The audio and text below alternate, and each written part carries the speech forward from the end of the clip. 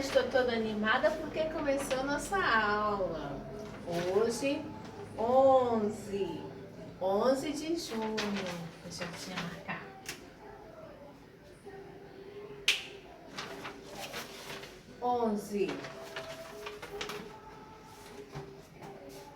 Hoje, os temas a serem abordados serão da disciplina de ciências. Vocês irão pegar o módulo 2, que nós estamos estudando o módulo 2. Módulo 1 já era. Algumas crianças me perguntaram, tia, é para fazer as tarefas do módulo 1? Não, módulo 2. Todo dia tia mostra aqui no vídeo, tá bom? Vocês pegam o módulo 2 na página 214. Módulo 1 já é passado. Agora nós vamos ter as explicações de ciências. Eu quero que vocês acompanhem, porque a leitura está um pouco extensa. Temos que ler o livro de vocês para poder realizar as tarefas, tá bom assim? Eu vou aproximar.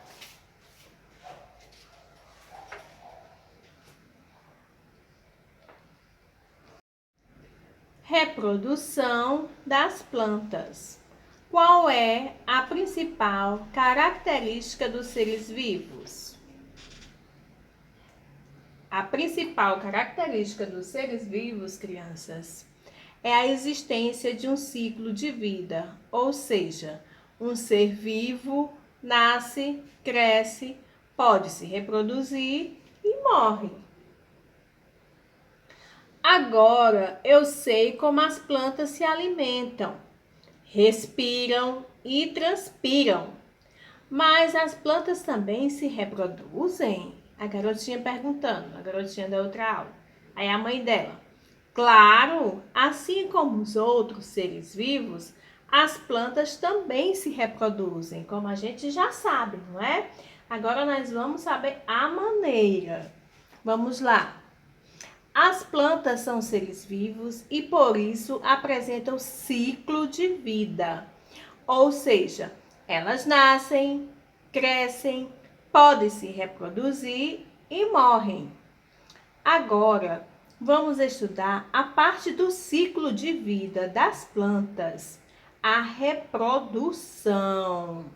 A reprodução é um processo importante para o ser vivo, pois é por meio dela que são formados novos seres vivos.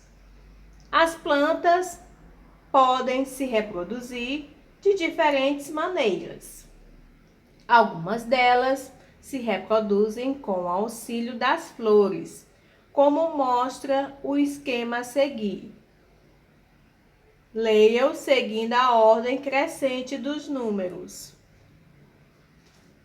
Aqui. Germinação. As sementes dispersas no ambiente. O livro está pedindo para ler seguindo a ordem dos números. Então, eu vou abrir aqui, vamos iniciar aqui no número 1. Bem aqui, ó, deixa eu mostrar. Depois para o número 2, número 3 e em seguida, ó, o tracejado, ó, número 4. Vamos lá para o número 1, na página 215. Estrutura das flores. As flores apresentam um conjunto de estruturas reprodutivas femininas, chamado gineceu, e um conjunto de estruturas reprodutivas masculinas chamado androceu. Femininas, gineceu. Masculina, androceu. No gineceu encontra-se o ovário, que contém um ou mais óvulos. No androceu encontram-se os grãos de pólen, que possuem as células sexuais masculinas. Aqui a gravura tá mostrando, ó, gineceu, deixa eu descer mais um pouquinho aqui, gineceu e androceu. Vocês podem visualizar aí no livro de vocês. 2. Polinização e fecundação. Para que ocorra a reprodução, o grão de pólen precisa entrar em contato com o gineceu. Esse processo é chamado polinização e pode ocorrer com o auxílio do vento, da água e de animais, como as abelhas. A célula sexual masculina, presente no grão de pólen, une-se à célula sexual feminina, presente no óvulo, em um processo chamado fecundação. Como resultado, o óvulo dá origem à semente e o ovário pode dar origem ao fruto. Olha aqui a abelha com os grãos de pólen.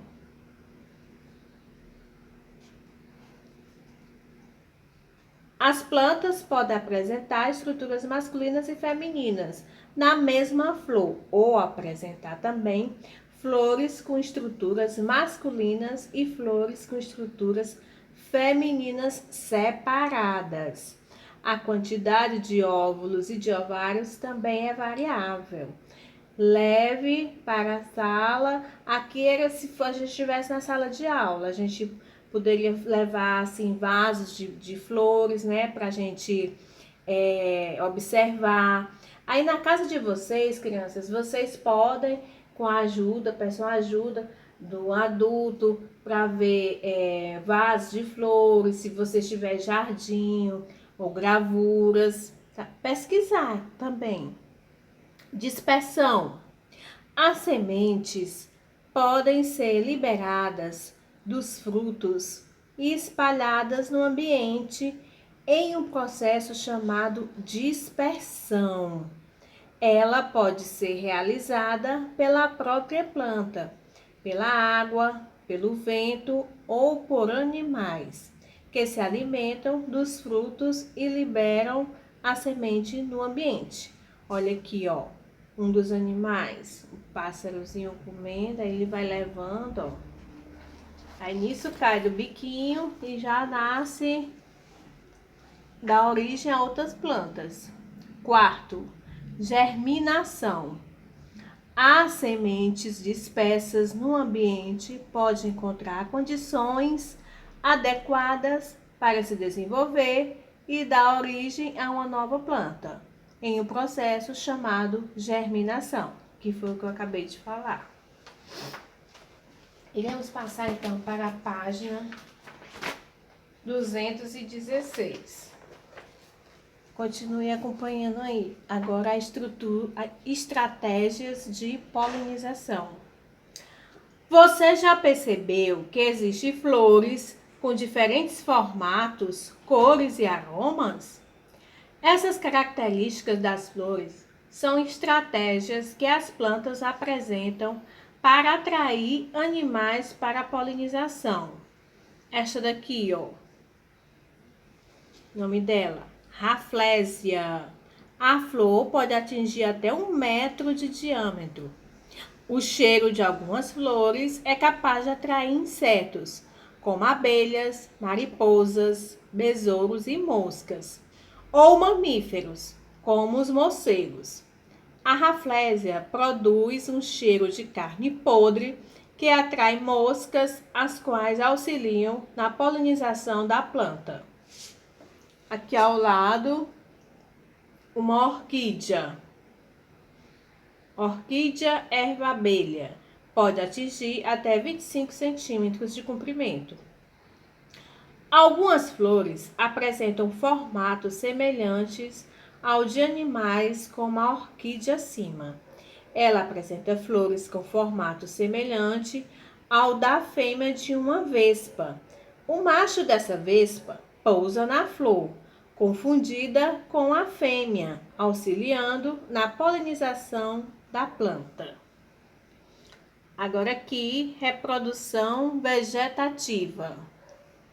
Algumas plantas apresentam reprodução vegetativa, ou seja, podem se reproduzir a partir de outras partes, como folhas, raiz ou caule. Veja a atividade que Caio realizou para observar esse tipo de reprodução. Olha aqui o passo a passo. Primeiro, Caio retirou uma folha de uma planta chamada folha da fortuna e a colocou no solo de um vaso. Segundo passo, ele passou alguns dias irrigando o solo do vaso e então percebeu que algumas raízes começaram a surgir na borda da folha. Terceiro passo, após alguns meses de cuidados, uma nova planta se formou a partir de um dos brotos que se desenvolveram na folha. Eu coloquei aqui, crianças, assim, uma observação. Vocês podem tentar fazer esse mesmo processo em casa, com a ajuda, né, aí de alguém, um adulto. É muito simples.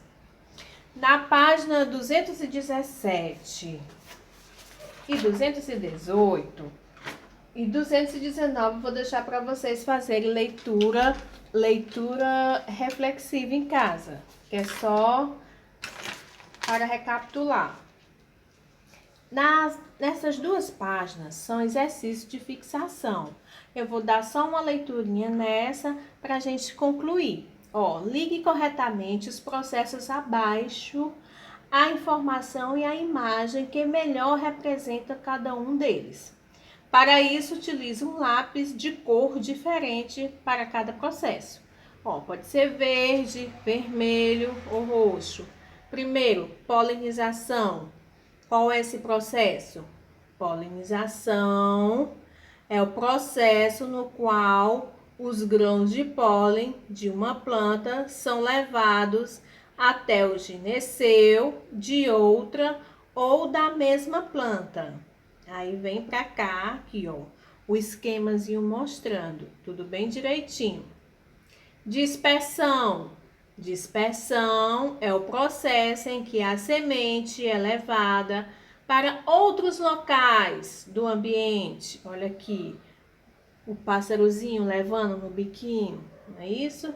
Germinação, processo no qual a semente dá origem à nova planta. Aqui, ela nascendo. Muito simples, basta olhar, acompanhar aqui pelo vídeo.